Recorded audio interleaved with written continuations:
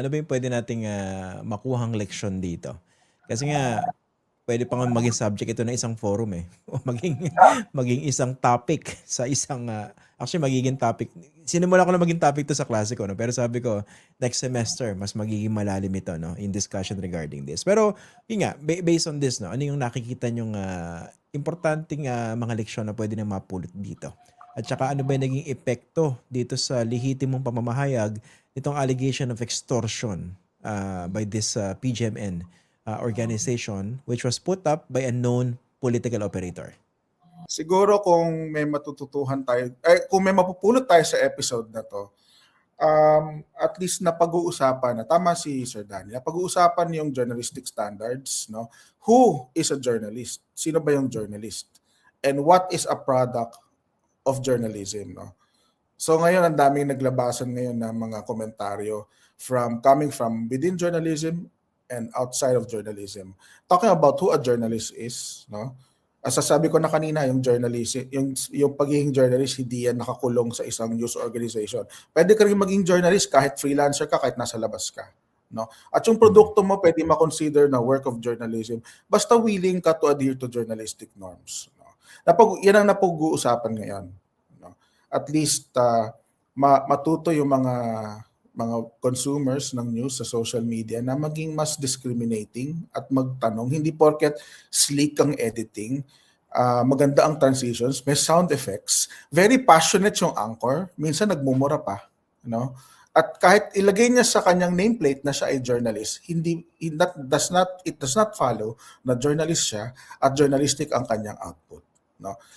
It remains to be seen, no? Kaya thank you kanina, Christian, nung introduce mo kami ni Sir Danny na mga journalists. Kasi ang isang mark ng isang... Sabi ko, real journalists. Yeah nga. So, thank you kasi, alam mo, yung sa akin, maraming layers yung paano ko makakonsider na isang journalist. But you can be confirmed as a journalist when your colleagues treat you as such, no?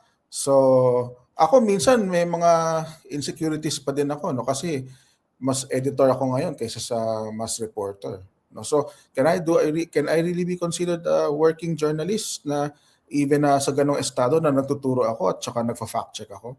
So pero dahil kino-confirm ito ng mga kasama natin sa industriya, then I feel welcome in the community of journalists, no.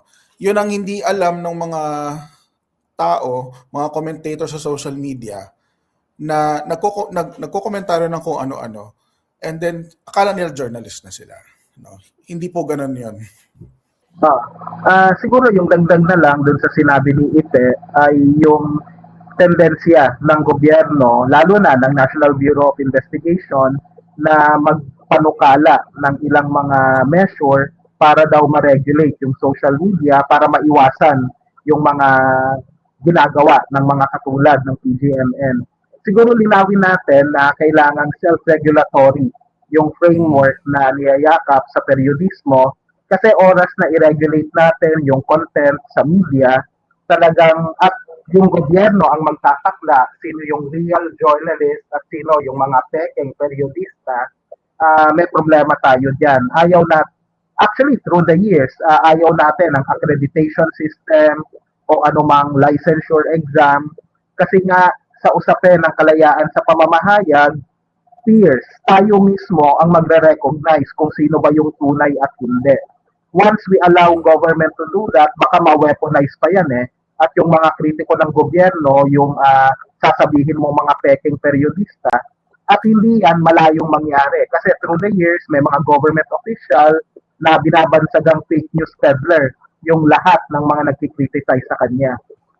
Kaya mahalaga na maging mapagbantay sa mga susunod na araw, linggo at buwan, lalo na totoo na ginagawa na ng NBI yung mga panukalang batas na isusumite sa House of Representatives.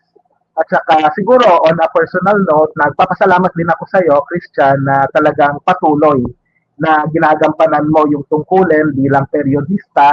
Ewan ko kung tinatawag mo pa rin yung sarili mo bilang periodista o content creator. Pero as far as I'm concerned, exactly. Periodista ka pa rin. Kasi yun yung usapin ng journalism, we are inclusive. Kahit wala kang membership sa network, kahit na hindi ka freelancer, kahit na self-publish yung mga ginagawa mo, periodista ka pa rin. Pero yun na nga dapat may pagyakap sa pinakamataas na pamantayan ng periodismo. So, just like Ife, I also appreciate the fact that you consider me as a real journalist. Parang may ganun din akong insecurity tulad ni Ife kasi editor lang ako at yung column ko once every 2 weeks lang. Would that be enough for me to be considered a journalist? Ayun, apparently, pwede naman yata.